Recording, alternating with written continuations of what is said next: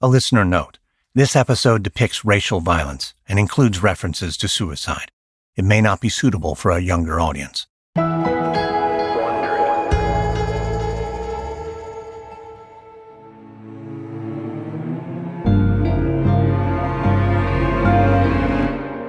It's June 2010. In downtown Chicago, the attorney Richard Burge steps into a large courtroom. Burge runs a hand through his straight brown hair. He adjusts his tie, and he begins making his way up to the front to the defense table.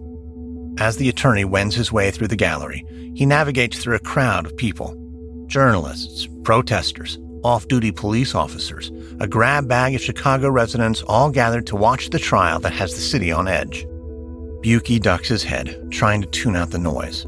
There are loud arguments about policing in Chicago, about race and injustice in America. Burge knows this trial has been divisive, has brought out people's passions.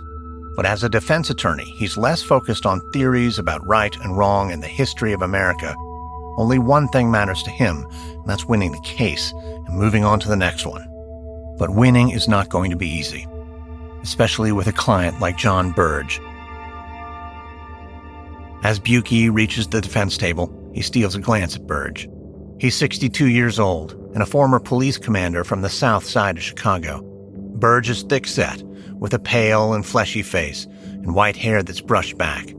He has a hardened look, one you would expect from someone who spent a life working in law enforcement. Normally, a client like Burge would appear sympathetic to the jury. He's a lifetime public servant. He spent decades serving the public with countless commendations and awards. But that track record has been overshadowed by a stunning series of allegations. Jon Burge has been accused of torture. His alleged victims say he suffocated them with plastic bags, that Burge electrocuted them and threatened them with loaded guns, that Burge committed unimaginable acts of violence, all in an effort to extract criminal confessions. And some of the evidence is overwhelming. Altogether, more than 100 black men have come forward, claiming they were victims of torture and brutal racism. For Burge, this has been a difficult trial, but in just a few minutes, it's finally going to come to an end. The jury is set to return a verdict. If Burge is found innocent, he'll walk free, and Burge will feel confident that he did his job as an attorney. But if the jurors come back with a guilty verdict, Burge, the former police commander, could spend the rest of his life in prison. Burge is flipping through a series of documents when suddenly he feels his client staring at him. Burge looks up and finds Burge with a cold and menacing look. "You know they're going to hang me." "John, don't say that. There's no reason to think they're going to find you guilty." "What do you mean there's no reason? You read the papers. You see what people are saying about cops." "John, this is a court of law. It's not Facebook or some op-ed. The jury has to be impartial." "I'm telling you, John, have some hope." Burge turns to look at a group of protesters. All day they've been staring daggers at the defense table. "You see those people? They hate me. They think I'm some kind of animal or a racist. Yeah, well, maybe I got a little rough. I was doing my job. I was taking criminals off the street. It's not my fault they're black. And now they want to put me behind bars? This is the world we live in? John, I'm telling you, ignore them. All we care about is the jury. And you think I'm about to be acquitted? I think we put together a solid case. Well, you know what I think?" Burge scoots up to his attorney, close enough that Burge can smell his stale breath. "I think you're full of it." "Oh, John, come on. I was on the force for over 20 years, and I've done a lot of interrogations. And through it all, you know what I learned? I figured out how to tell when someone was lying straight to my face. And you, the lawyer who's supposed to be fighting for my life, you're a liar. They're about to send me away." Burge's stomach clenches up. He's about to respond to his client when the bailiff tells everyone to rise. The judge comes striding into the courtroom, and after taking a seat at the bench, he turns to the jury and asks if they've reached a verdict. The head of the jury nods and says they have. As he prepares to read the verdict, Burge takes one last look at his client. These might be Burge's last moments of freedom. The former police commander might soon be locked away in jail, like so many of the criminals Burge himself investigated. It would be a stunning fall from grace, one that would forever change the city of Chicago.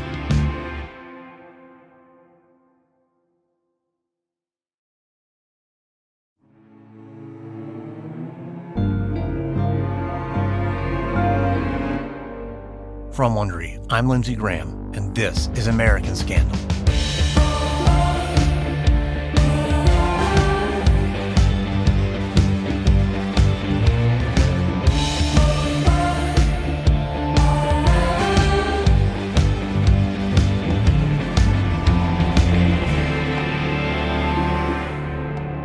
In the United States, police departments are entrusted with a sacred duty. Officers are responsible for enforcing our laws. They help maintain order while protecting citizens from those who might do them harm. It is a grave obligation, but at times throughout America's history, police officers have broken their pact with the citizens they serve. Officers have been charged with the same crimes they've been asked to police, and with a legacy of racial profiling, law enforcement has developed a troubled relationship with many people of color. This is especially true for residents of Chicago. Over the course of 2 decades, members of the Chicago Police Department secretly tortured black citizens who were suspected of crimes. The officers' goal was to get criminal confessions, even if getting those confessions meant breaking the law. At the center of the scandal was a single police commander named Jon Burge. His crimes were shrouded in secrecy and protected by a code of silence among the city's police officers and elected officials. But these accusations wouldn't remain hidden forever. Civil rights activists led a fight against Burge and his so-called Midnight Crew.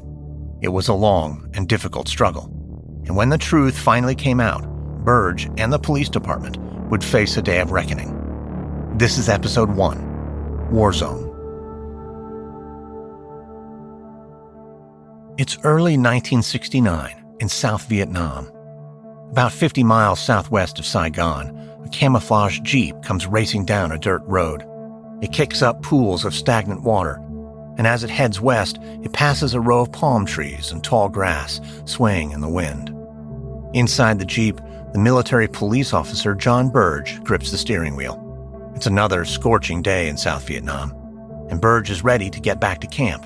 The 21-year-old has been out investigating a crime supposedly committed by an American soldier.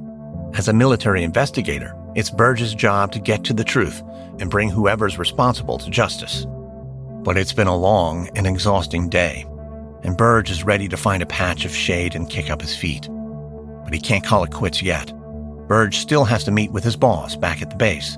They have to review the investigation, and they have to figure out next steps as Burge continues his hunt for a criminal.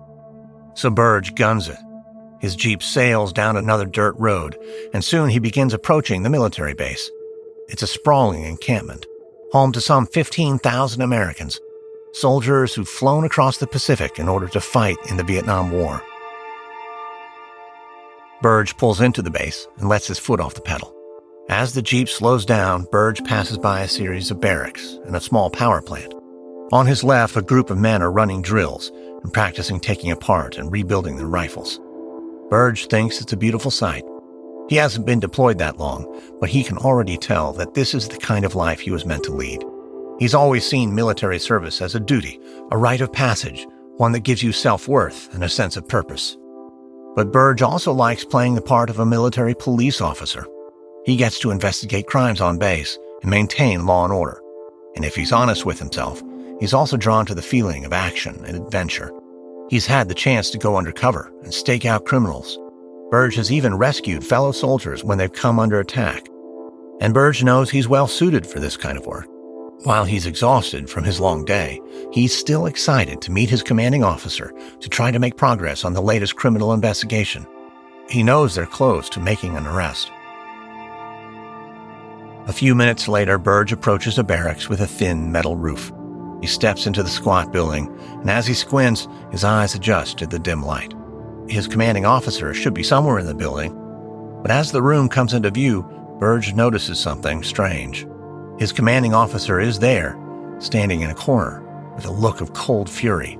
The officer is wearing a wrinkled green t-shirt, and on that shirt is the unmistakable splatter of blood. Burge looks left and spots a Vietnamese man, cowering against a wall. There's a gash on the side of his face, and the man has a blue and red flag pinned to his shirt. Burge's mouth goes dry as he realizes what he just stumbled into. This man is a soldier for the Viet Cong, the guerrilla force waging a fight against Americans and the South Vietnamese. They'd been leading nightly attacks on the base, but this guerrilla fighter must have been captured, and Burge's commanding officer appears to be leading a violent interrogation. Burge apologizes for interrupting.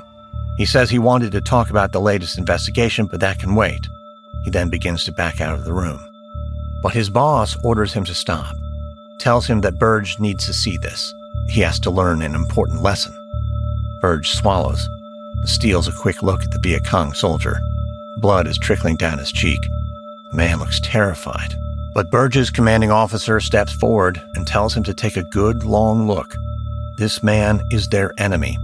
He had valuable intelligence about a forthcoming attack, and at first he did not want to talk. But the officer says all that changed once he was given the proper motivation. Burge nods. It doesn't take an expert to see that this man has been brutalized. Some would say even tortured, all for the sake of a confession. The sight makes his stomach turn. But sensing his discomfort, his commanding officer orders Burge to stay put. He explains that Burge has to absorb this lesson if he wants to be a good detective. When people's lives are on the line, you do what it takes. It doesn't matter if things get ugly. You do whatever you have to do. In order to save people's lives and maintain law and order, you do what it takes.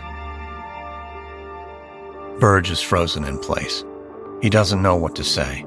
But before he can muster a single word, suddenly his officer dismisses him and tells him to get back to work.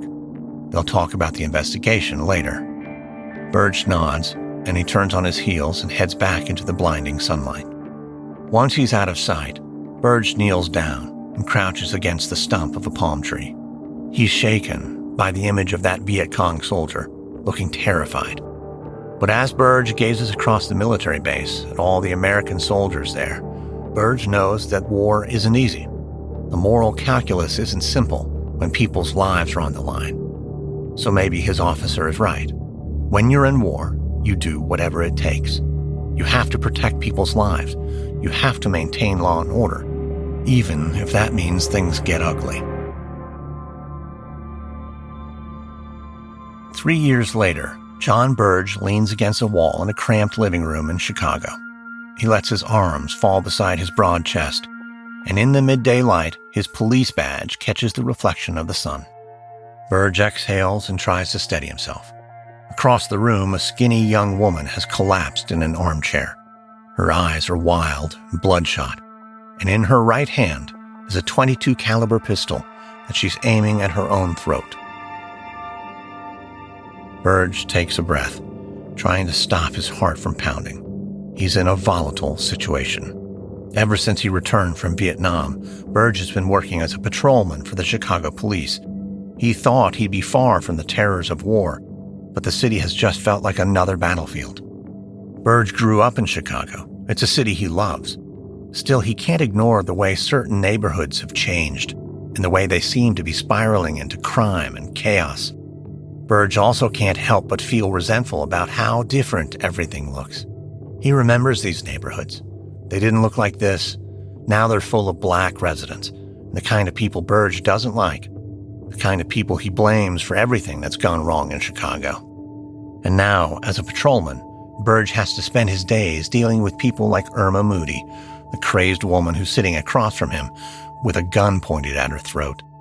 Moody's eyes are darting left and right, and Burge knows he has to do something. He has to take action. It's only a matter of minutes before someone gets badly hurt. So Burge squats on the ground, trying to speak with Moody at eye level. All right, Irma, let's talk. I don't want to talk. I don't want to do anything. No one's making you do anything, okay? What do you want from me? Why are you here, in my home? Irma, remember, we got a call saying there was a woman with a gun in front of a drugstore. We showed up, and you said you wanted to go home to check on your baby. We brought you home, just like you asked, and here we are. We got to calm things down a bit, don't you think? I'm still worried about my baby, but you just checked on her, and you said she was doing okay. So maybe we can put the gun down now, please. But Moody cocks the trigger and jams the barrel into her neck. Irma, come on, set it down. There is no need for a gun. Oh yeah? How come you cops get a gun and I don't? Well, because we deal with some bad people. But you're not a bad person. Still, if you don't put down that weapon, I'm afraid someone's going to get hurt. You're going to hurt me? You're going to hurt my baby? No, nobody's hurting your baby. Get away from me. Irma, I'm asking you. I need space. I need to pray. Moody shuts her eyes, and a bead of sweat drips down her forehead. It's then Burge notices her finger drifting toward the trigger. It looks like she's about to shoot herself. Something instinctive kicks in, and Burge leaps up from the ground, lunging toward Moody. As he flies across the living room, time seems to come to a stop. Burge is inches away from Moody when the woman's finger reaches for the trigger. And then it all happens so fast. Burge reaches out his arm. His thumb lands in front of the gun's hammer, and before she can fire a bullet, he wrenches away the pistol and saves the woman from taking her own life. For a moment, Burge sits splayed on the couch in shock. But then reality comes crashing back, and Burge pushes himself up and races across the room holding the pistol. Burge's partner shakes his head in disbelief and mutters a curse. He tells Burge he's probably going to get a commendation for this. It was a serious act of bravery. Burge nods. He probably will get some kind of award, but he's not exactly happy about it, because it didn't feel like bravery. It's not like in Vietnam. There, Burge rescued fellow soldiers, men he thought deserved to live. But in Burge's eyes, this woman is just another lowlife with a drug problem. She's like so many other people who've overrun Chicago, turning the city into a war zone of crime and disorder. It's not something Burge thinks he can take. 7 months later, Jon Burge paces inside an interrogation room in a police station on the south side of Chicago. The space is small and boxy, and at the center of the room is a black teenage boy who sits shackled to a steel table. Rodney Maston is 17 years old, and he still has the face of a child. But Maston has been accused of crime that almost defies the imagination. People are pinning the blame on Maston for breaking into a house with his friend and senselessly beating an 11-year-old white boy. The case has become what's known as a heater. It's been dominating the headlines in Chicago. And with the public demanding justice for the 11-year-old, city officials have placed enormous pressure on the police department to solve the crime. That pressure has largely come down on Burge. He was recently promoted to be a detective, but now, just months after starting the job, Burge has been handed what might be the most important case of his life. He knows he has to solve the crime. And the only way to do that is if he gets his suspect talking. Burge leans forward, letting his face hover right next to Maston's. He can smell the teenage boy's sweat, and he says he knows exactly what Maston did. He and his friend were trying to break into a house, steal a few things, but they didn't expect an 11-year-old to be sitting home alone. They panicked, and they beat him, leaving the little white boy in a pool of his own blood. Maston shakes his head, says Burge has got it all wrong. He didn't do anything. But Burge slams his fist against the table and tells Maston to stop lying. Burge talked to all the black teenagers who lived near the scene of the crime. They pointed the finger at Maston and his friend, said they were the ones who were responsible. Maston shakes his head again, pleading with Burge, saying it's a lie. He wants to go home. He didn't do anything. Burge bites his lip. He's in a tough position. Everything inside him says Maston is lying, but he doesn't have any evidence to back it up. And as if reading his mind, Maston repeats that he didn't break into a house. He didn't beat up a little white boy. And unless Burge can prove otherwise, he has to let him go. It's the law. Burge swears in frustration. The kid's right. Burge can only hold him for so long. But he also can't believe that a black teenager has the gall to tell him what he can and can't do. A certain anger begins to swell inside Burge as he thinks about everything that's gone wrong in Chicago. The crime that's spiraling out of control, the lawlessness that everyone seems powerless to stop, and now a violent criminal lecturing Burge about his constitutional rights. It's enough to cause Burge to lose control. And before he knows what he's doing, he feels the anger taking over. He clenches his fist, comes charging at the teenage boy. Burge almost feels like he's blacked out, but suddenly he hears Maston saying something. Burge is right, they did it. They broke in, they beat the kid. He admits it. They committed the crime. His heart racing, Burge steps back and wipes his fist on his pants. And then he looks at the teenage boy and the blood that's cascading down his face. Burge suddenly realizes that he lost control. He could be fired if anyone finds out that he just beat a criminal suspect. But at the same time, he got his confession. The public, the papers, the mayor's office, everyone is going to be thrilled to see this case come to a close. And while this may not have been pretty, and he may have to cover his tracks, Burge is realizing again that his commanding officer in Vietnam was right. When you're fighting in a war zone and people's lives are on the line, you do what you have to do.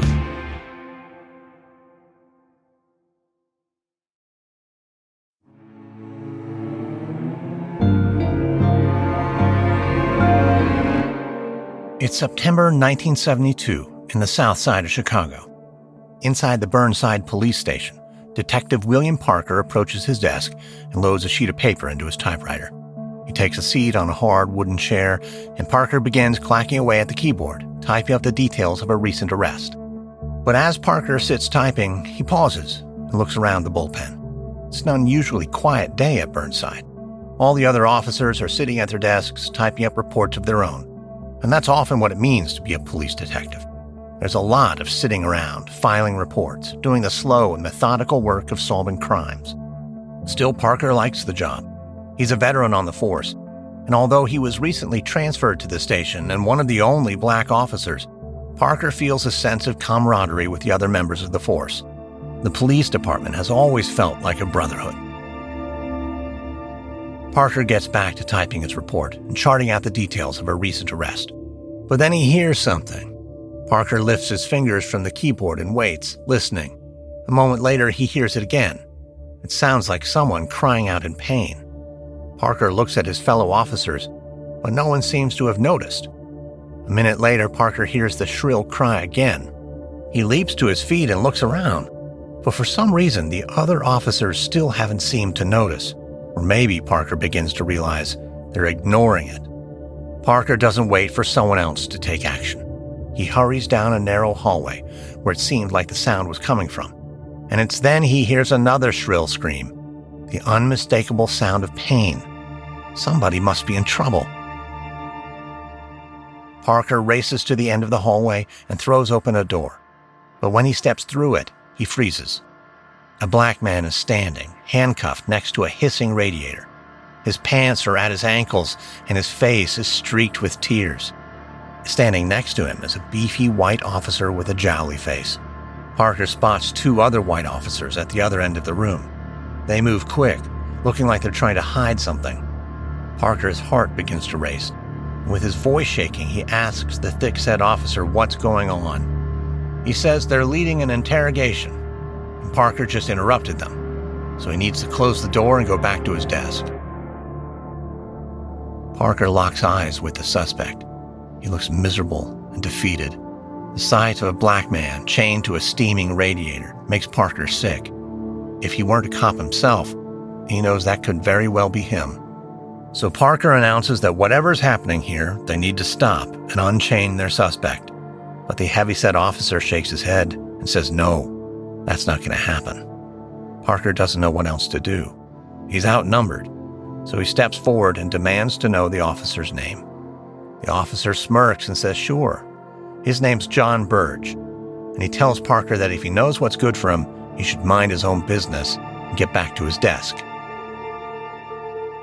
Burge then nods at the other two officers, and they begin to approach. Parker isn't dumb. He knows a threat when he sees one, so he backs out of the room and steps into the hallway. The door slams shut, and Parker stands alone, feeling sick and shocked. Everything inside him wants to go back in to help that man who's being forced to undergo some kind of violent interrogation. But Parker also knows he could pay a heavy price if he does, so he turns and heads back to his desk just like he was told. As he takes a seat, Parker gazes around the bullpen. Most of the white officers have their heads down in their work. They seem to be ignoring the whole event, but a few officers are staring at Parker with a look of obvious hostility. Parker's stunned. He hasn't been here long, but it's clear that everyone is in on some kind of terrible secret. Parker can't let it go, which means he has only one option. He needs to meet with a supervisor. Parker has to tell the truth, that he just witnessed what looked like torture. And if this is, in fact, a department of real police, of law enforcement, then someone will take action and make sure this sort of atrocity never happens again. A few days later, Detective William Parker approaches the office of his supervisor. He's had some long, sleepless nights thinking about Jon Burge and the incident from the other day. And for a moment, Parker almost found himself backing down. It seemed like it might be better, and certainly safer, to stay silent. But every time he found his courage faltering, Parker remembered the look in that man's eyes, chained to a radiator, with his pants at his ankles. Parker can imagine what was going on. No one should be subjected to that kind of treatment, especially at the hands of law enforcement. So Parker made up his mind. It was time to talk with his boss. Parker knocks on his supervisor's door.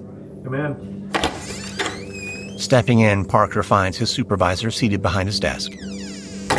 He's a lean, middle-aged white man with a neatly trimmed mustache. Parker, what brings you in? Well, sir, I witnessed something that I think is serious. Oh, okay. Have a seat. Tell me what's going on. Thank you. Well, a few days ago, I heard what I thought was screaming from here within the building. So I went to see what was going on. This is hard. No, it's okay. Just be honest. Tell me what happened. Well, Detective Burge, he was interrogating a suspect. From everything I could see, it looked violent. Maybe like torture. Torture? Well, that's a big accusation. Are you sure? Yeah, I am. And you want to go on the record with this? Well, sir, that's my hope. If it was torture, Burge needs to be held accountable. Parker's supervisor shifts in his seat and looks off into the distance. It's too bad that you want to do this. I'm sorry, sir. What do you mean? Jon Burge clears more cases than any other detective at the precinct. But, sir, you hear what I'm telling you. What I understand is that you're sticking your nose where it doesn't belong. Burge gets results, and I don't care how he does it, okay? You and I both know we're dealing with criminals, scum of the earth. It doesn't matter who they are, they have rights.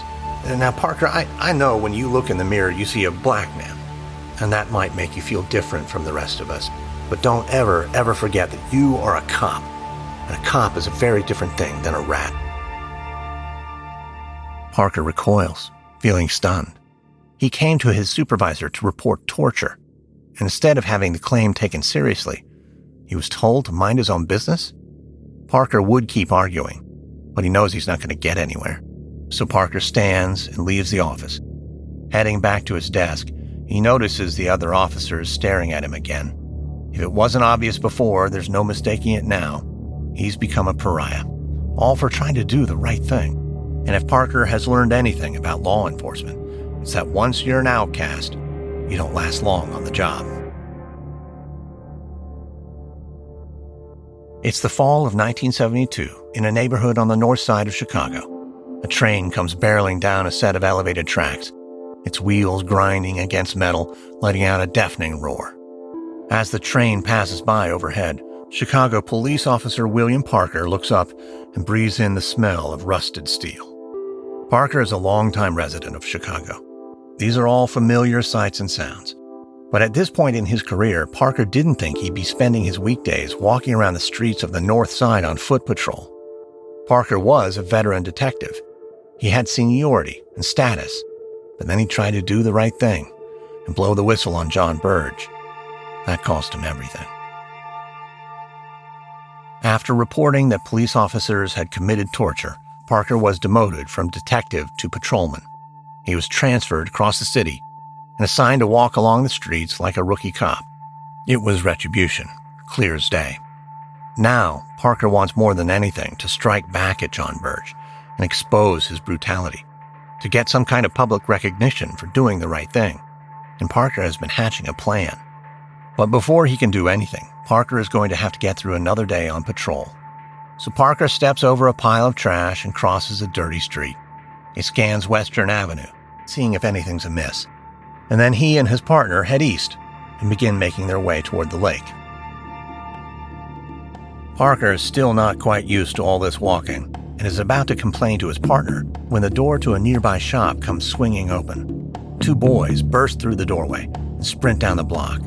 Seconds later, a man with a red face bolts out after them, yelling at the boys to stop. Parker and his partner exchange a look, and then they take off running. Parker pumps his fists as he chases the boys. They are fast, but not fast enough, and soon Parker overtakes them and grabs them by the shoulders. Boys look away in fear as Parker holds them close, and soon the man from the store catches up, his breath wheezing. The storekeeper announces that the boys stole, that they're thieves. Parker shoots the boys a stern look and says whatever they took, they need to give back. The boys are frightened, but they remain frozen, completely silent. Parker tightens his grip and says he's serious. Whatever it is, they have to hand it back over. The boys look at each other and then reach into their pockets and pull out a couple of bars of Hershey's chocolate. Seeing the candy, Parker almost rolls his eyes. All of this for a couple of chocolate bars? But the store owner remains furious and says he wants the kids arrested. Parker glances at the boys. They're scrawny, wearing ragged jeans. They can't be older than 8 or 9. It would be a mistake to put them in handcuffs and drag them away. So Parker sighs and tells the boys to go home and not to steal again. The boys nod their heads earnestly and take off in the other direction. When they're out of sight, Parker hands the store owner a $5 bill. That should cover the man's losses. The store owner protests, though, saying the kids need to learn a lesson. But Parker stops him in the middle of his tirade, reminding the man that he should get back to his shop before someone else steals another chocolate bar. The store owner curses under his breath, and as he walks away, Parker shakes his head. He can't believe he's been reduced to chasing kids who steal chocolate. But his partner shrugs, reminding Parker that if he wanted to do real police work, he shouldn't have ratted on a white detective. He's a black officer in Chicago PD. What did he expect? Parker stares down at the pavement, feeling defeated. His partner's right. Jon Burge is protected by an entire system, one that rewards officers for hitting their numbers and punishes anyone who raises concerns, especially if the whistleblower is black. And while Parker has promised himself to keep fighting, now he's not so sure. They already demoted him. If he keeps going after Jon Burge, there's no telling what kind of payback he'll face. So Parker adjusts his belt and continues walking down the city street. He's decided he's going to stay silent. He needs to hold on to this job as long as he can. But Parker can hold out some hope, and someday someone will uncover the truth and bring Jon Burge to justice.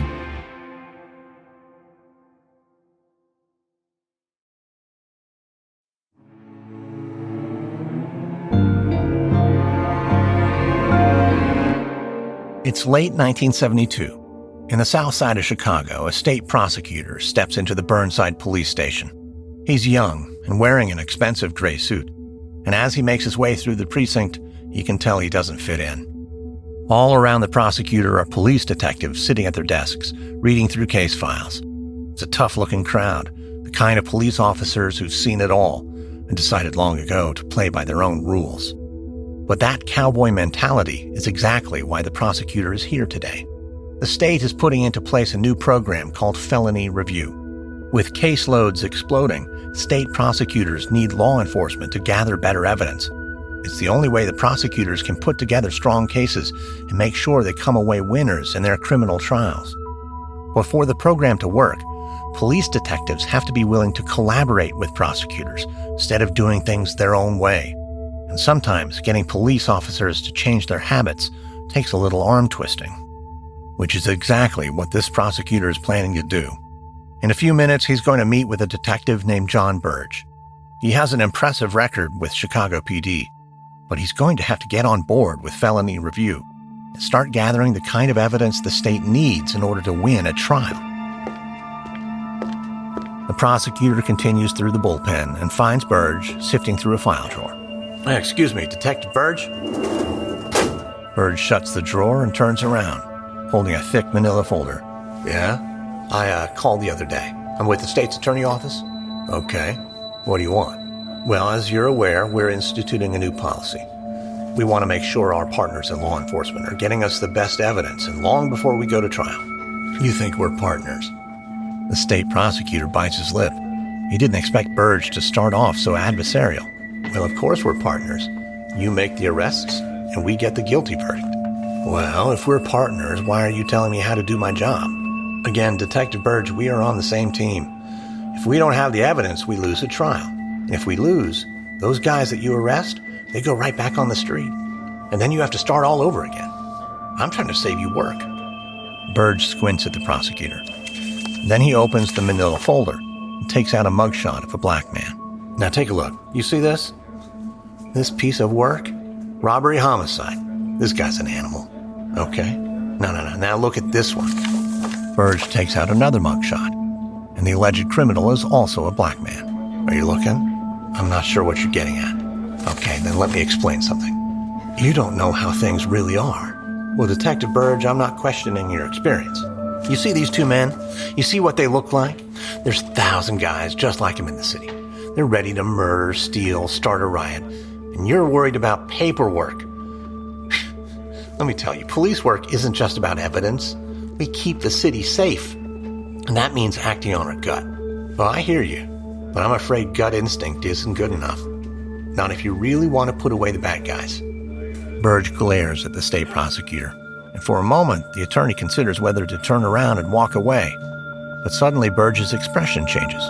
You're a piece of work, but I respect that. So what do you need? You want me to get a confession? What's the gold standard? Well, yeah, a confession carries a lot of weight.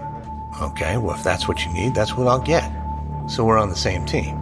Yeah, pal, you and me. We're like teammates on the White Sox. And you'll see, I only hit home runs. The attorney grins at this sudden turn of events. Police can be tough to work with.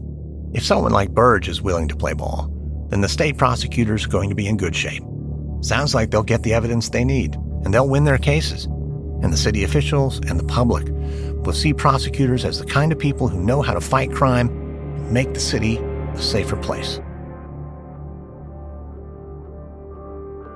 It's May 29th, 1973, late at night at the Burnside police station. In a dark and cramped interrogation room, a group of police officers shove a man into a chair. He's muscular, young, and black. A pair of officers shackle him to a table.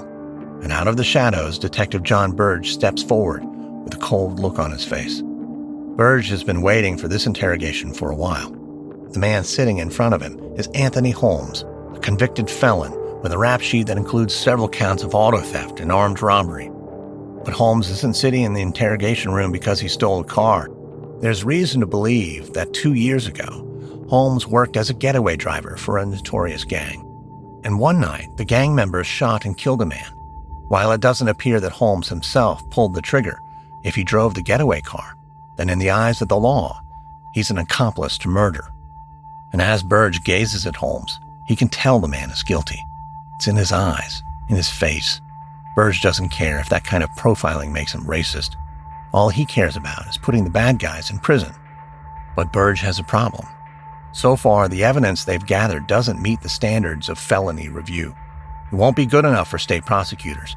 And if they don't get the evidence, the state may let Holmes walk free. That's something Burge won't let happen. So tonight, he's going to get Holmes talking. When all is said and done, Burge will have a confession. The criminal evidence they need to lock up these men for the rest of their lives. Burge spreads his hands on the cold metal table. He tells Holmes that he's been brought here with a chance to come clean, to admit that he committed a crime. They can get it over with quickly, or, if Holmes wants, they could take another route. Holmes narrows his eyes, and he tells Burge he's not confessing anything. Burge looks at his fellow officers and shrugs. Holmes has made his choice. Now it's time to move the interrogation forward. Burge grabs a paper bag and sets it on the table. He pulls out a black box that's full of wires and clips, and he tells Holmes that this is his last chance. It's time to confess. But Holmes just stares blankly. He's not going to talk. Burge shakes his head. The man is about to experience pain, unlike anything he's ever imagined. It's worse than a beating, maybe even worse than getting shot. And when it's over, Burge has no doubt that this criminal will start talking. He'll admit his crime and implicate his friends, and Burge will have all the evidence he needs to meet the standards of felony review. There's even a good chance Burge will earn commendation and awards for his work. His bosses will praise him for solving a difficult case. And most important, no one will ask too many questions. Not when the criminals are sent away to prison, and city officials can stand in front of the public and say that now Chicago is a safer city. From Wondery, this is episode 1 of The Midnight Crew from American Scandal. In our next episode, Jon Burge oversees one of the largest manhunts in Chicago's history, but the search has devastating consequences for the city's black community. If you'd like to learn more about The Midnight Crew, we recommend the book Beyond the Usual Beating by Andrew Baer and the investigative reporting of John Conroy. This episode contains reenactments and dramatized details. And while in most cases we can't know exactly what was said, all our dramatizations are based on historical research. American Scandal is hosted, edited, and executive produced by me, Lindsey Graham, for Airship. Audio editing by Molly Bach. Sound design by Derek Behrens. Music by Lindsey Graham. This episode is written by Hannibal Diaz, edited by Christina Malsberger. Our senior producer is Gabe Riven. Executive producers are Stephanie Jens, Jenny Lauer-Beckman, and Marcia Louie for Wondery.